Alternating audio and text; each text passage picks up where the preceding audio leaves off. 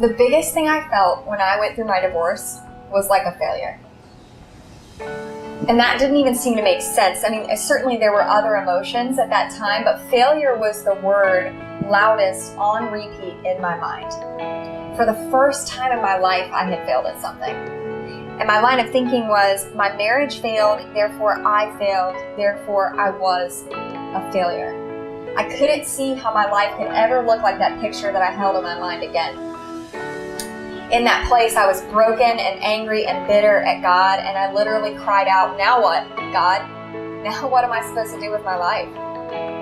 To be honest, at that time, I wasn't even so sure that there was a God anymore.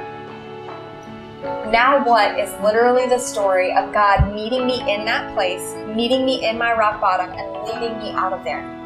It's about all the lessons that He taught me about grace and compassion and empathy. It's the journey that He led me on towards remarriage, and how He showed me all of these unrealistic expectations and ideas that I had about the institution. And most importantly, He taught me how to dream again.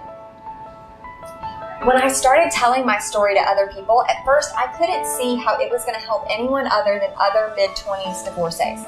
But God encouraged me to keep telling it. And eventually I started to see how He wanted me to use my story to bring hope to other people. It doesn't matter if your story isn't divorce.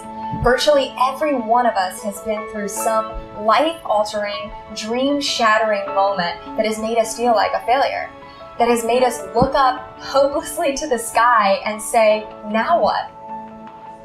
And I want to meet you in that place with this book.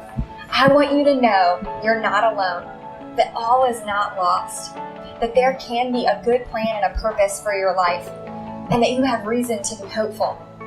In these pages, you'll discover that the lies that are on repeat in your mind, and you'll learn how to replace them with truth. You'll see that your own now what moment does not have to be wasted, purposeless pain. My prayer is that you'll curl up with this book and a warm cup of coffee, and that you'll feel the love and the hand and the voice of the Father as intimately in reading it as I did in writing and living it.